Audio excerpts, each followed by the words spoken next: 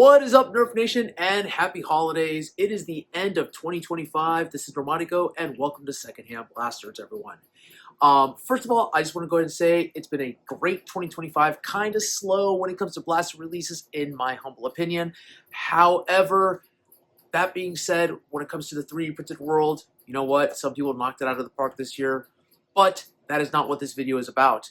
We are actually going to be talking about our top 5 lists, and yeah, this is going to be a series of a few videos, starting off with this one right here.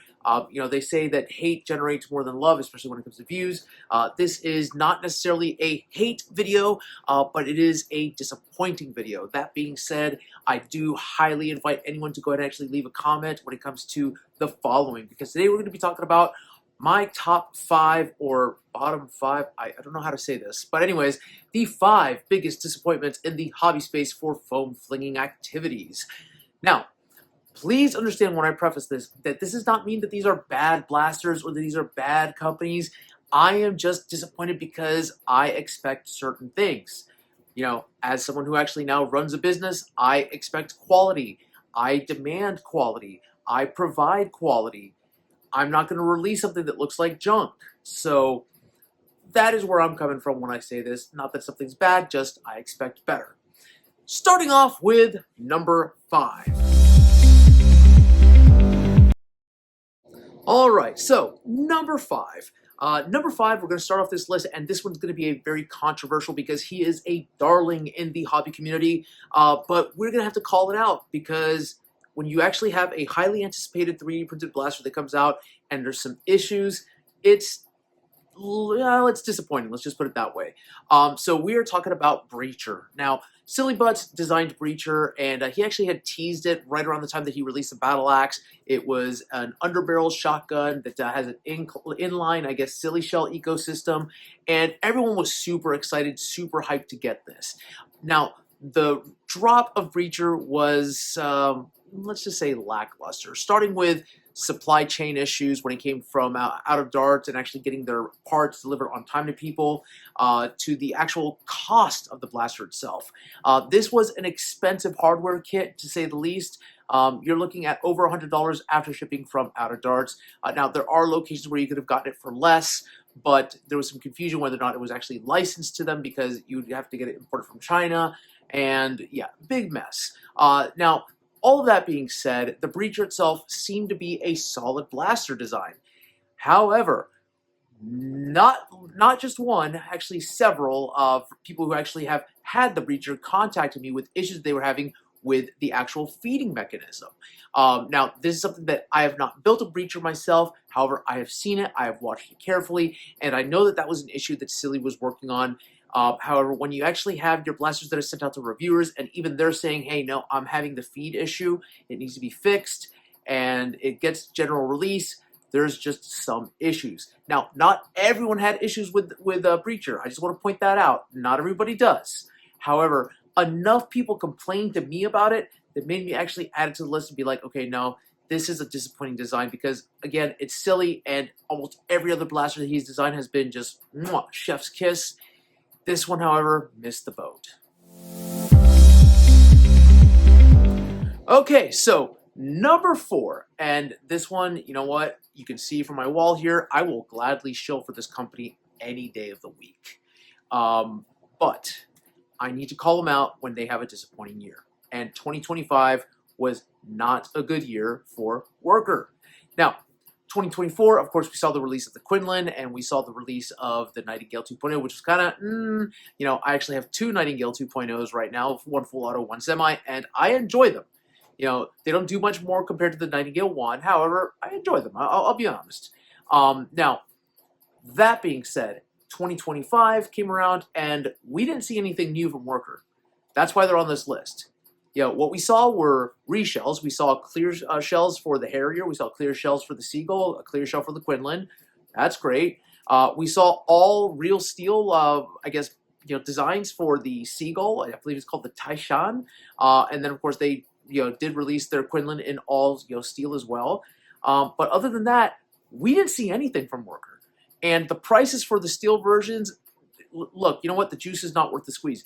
They don't perform better than the other blasters. So why should I pay $800 for a Quinlan, that's out of Dart's price, or $500 for the Seagull, again, out of Dart's pricing, when I can get the injection molded ones for $200 and $150 each, respectively. So that being said, Worker, hopefully you guys are going to actually wow us in 2026. I know that you've said flat out that you'll never do an AEB. Maybe it'd be cool if we could get a flywheel. Hell, maybe we could actually get a bullpup. That would be fantastic as well. ZWQ just launched one that is going to be for 2026, and by all early reviews, it is pretty awesome. Maybe you can actually join that bandwagon and give us a good bullpup blaster. Or, hell, I'll settle for a flywheel, maybe even a brushless flywheel from you. But point is, Worker, hopefully 2026 is a lot better than 2025. Again, you're not a bad company. You just disappointed me in 2025. Okay, now number 3, and this one is going to irritate a lot of people because this year was such a spectacular year for this company, but they still made the disappointing list. I'm talking about X-Shot and their motorized piston pump blaster. Now, the blaster itself, no problem. No notes whatsoever. Nothing at all to say about it. However, the disappointing factor comes when it came to the actual release of it. Now, why is it disappointing? Okay, so for those of you who do not remember, and here's a quick little trip down memory lane, back in April, I was actually saying to a lot of people, this is going to be a Maryland Mayhem release. Just watch. Some people are going to start getting the reviews now. We got the leaks of firing footage that somebody took in a warehouse where they actually had one that was unboxed. And it was not somebody who worked for X-Shot. It was actually a retailer warehouse. That actual video was forced somebody that I know to get a quote-unquote cease and desist and got them quote-unquote blacklisted by certain people when all they did was report on a video that was actually already posted on Reddit. So the cat was already out of the bag. Why this person who did not post the video got in trouble for it, I don't know. Point is that it is ridiculous.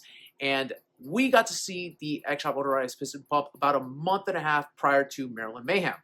Now, what happens is that video is released, and we know that people already have this blaster. It then was sent to our favorite reviewers. I'm talking Wallcom. I'm talking Tag. I'm talking Xbox Games. All of these other reviewers got their motorized piston pump. What they did not get were clear instructions that said, hold the reviews prior to Maryland Mayhem. Why? Because the blaster release was delayed. So, of course, you have the reviewers doing what they thought they were supposed to do. They make a review video. They start analyzing the video. Those of us who have smaller channels got to see so much of this blaster that it was like, okay, well, we're not going to have anything to talk about when it comes out because it's going to be pointless. Everyone's already seen it. Well, what happens? The blaster did not launch until the end of July of 2025. Now, we started to see review videos back in April. So that is almost 3 months, maybe even closer to 4 months that this blaster has been in the hands of people, but not to the general public. The other issue with that is that how they chose to release this blaster is that it went almost everywhere else first before finally making it into the largest market, which is the US. Now, that being said, for those who do not know about the actual markets, the largest market, of course, for blasters is the US. Duh. That is one of those things. And again, this is not trying to be, ethno-America-centric. It's just facts. However, the second largest being Australia and then Asia, you know what? They got it to Asia, yes. However, Australia would not get this blaster, and they will not get this blaster. A few people were able to sneak it into Australia and have it shipped to them. However, due to their strict rules regarding foam dart flinging and regarding gun control, period, this is not a blaster that's easily accessible in Australia. So it is available in Europe, it is available in Asia, and it is now available in the US. Now, it is a great blaster, but again, the launch was just overall disappointing. Number 2. Now, number 2, Hasbro. I'm just calling it as it is, Hasbro. Disappointed me this year, and that's not surprising because there's a low bar. And even then, it was disappointing. What I am now going to call the Ward series instead of N series, We got several blaster releases this year for N Series, and every single one of them was a reshell. Now, I call it the Ward series because there were 3 Ward reshells, except, ooh, they have a break action to them that is pointless. But yeah, it's the same crap.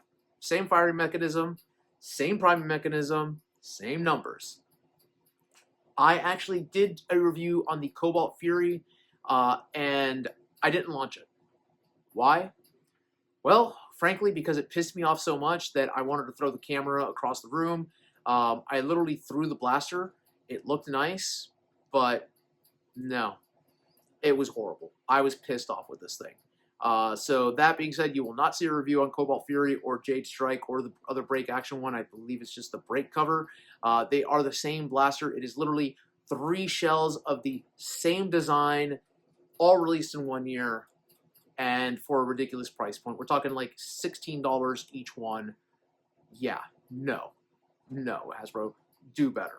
The only good thing that you had redeeming this year was Galactic Commander, and yeah, Arctic Zero Strike was kind of meh, to be honest. I was really excited for that one. It was let down. So yeah, no, they're a strong number 2 when it comes to most disappointing. All right, finally, this is the one that's going to cause a lot of issues in the comments. I know it, but you know what? Come at me, because I'm willing to defend this statement right now. The biggest disappointment in the hobby for 2025, Dart Zone. Yes, Dart Zone this year was just ass. I'm going to say it right now, ass. Now, they had some really good designs and had a strong end of 2025, but the 2025 performance was so horrible overall, in my opinion, that, yeah, they're number 1 for most disappointing. And here's why. Now, pay attention, Dart Zone fanboys, because there's logic to me here. When you work so hard to get your reputation to be the darling of the community, which, let's admit it, Dart Zone is, okay? That the company that is not even the joke, because they're not, but that is viewed as the lesser quality company, I'm referring to X-Shot, not Hasbro. Hasbro doesn't even compete with Dart Zone anymore. Completely different markets. Let's talk about X-Shot here now. When they steal your lunch money, literally, within the first half of the year, and continue to steal it because the quality of their blaster design is so high that people will rather buy it than buy your stuff, you've entered the disappointing catalog. Let's talk about this. The releases for Dart Zone this year included a series of reskins of the same blasters we saw in 2024 and 2023. They re-released the Solo, they re-released the Outlaw, they re-released the Venom twice, and they re-released a quote-unquote ballistic ops blaster at triple the cost that it was when the original one came out. The difference is that one of them is now shelled with a galaxy theme. Ooh, pretty, but not worth $40. The other problem that Dart Zone had is that they switched up their release, I guess, how can I say this, their strategy. Whereas before you could actually find their blasters readily available on the shelves at Target, they kind of did away with that. If it's not Adventure Force, they were not releasing it out on the shelves until later. So you had the launch of the new Liberator, you had the launch of the specialty colors of the Outlaw, specialty colors of the Venom, and they went through their actual web store. Now, that's great, you can order them, but you're going to pay for shipping. Now, here's the issue with that. This day and age, we're all about instant gratification. Amazon Prime, that's next day delivery. I can go to the store, pick up some darts, boom, get them ready to go. I personally, as a consumer, do not want to have to wait a week, because no matter how quickly they say they're going to get it to you, it takes at least a week from when you order to get your stuff. So especially if I need darts on the fly because I ran out of darts, I want to be able to go to the store and buy them. That is no longer the case. I can't do that at Target anymore. Very rarely are you able to see the Dart Zone Nitro Shot darts for what they're worth at the stores. I mean, the Nitro Shot Plus darts. And even the Adventure Force darts are starting to be phased out from the stores as much as they used to be. Now, you can get the X-Shot darts, and X-Shot has some high-quality darts as far as I'm concerned. But if you're looking for Dart Zone stuff, you got to get it through their store when they have it in stock online. And then you still have to pay for shipping unless you're getting $100 worth of stuff. So, again, all of that adds together to make Dart Zone just a disappointing company in 2025. I hope that they can turn it around because, again, I like Dart Zone. I do. But I'm not going to stand for them. The same way that this should tell you how much I actually respect Dart Zone. You will look through my channel and you will see that there was never a review launched on the Brute. I have it. Okay? I do have it. There was a video made for the Brute. There was a video that was sent to Dart Zone, in fact, to the vice president of Dart Zone, where I detailed all of the issues that I had with the Brute. That video was made private. Only 3 people outside of Dart Zone saw that video. Myself and 2 other reviewers that I know personally, because I wanted to make sure that they saw it and could tell me, hey, Norm, you're either going over the top or you're doing just right. Point is, that got submitted. That video got more views as a private video than some of my public videos do. That tells me that it got spread around Dart Zone, and they fixed the issue. They did.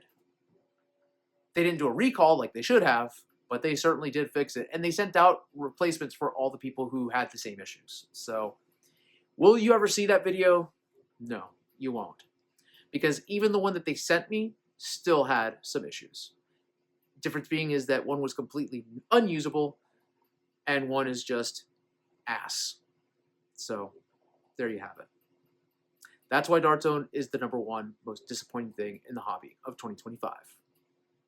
Now, again, I do invite you all to go ahead and actually start a discourse in the chats here, in the comments. If you have a different list, please go ahead and actually share that. I gave you my reasons as to why everything was disappointing to me. But that is not to say that they're the 5 worst blasters or the 5 worst companies of 2025, just the biggest disappointments. My next video is actually going to be the top 10 best blasters. Now, when it comes to the top 10, I'm going to let you know, normally I try to do something where it's just, releases in stores. This is actually one that's going to include some 3D printed designs because I'll be honest, I didn't have a top 5 of regular brick and mortar store designs because there weren't that many to review. So yeah, that'll be the next video. Until next time, y'all, keep on blasting.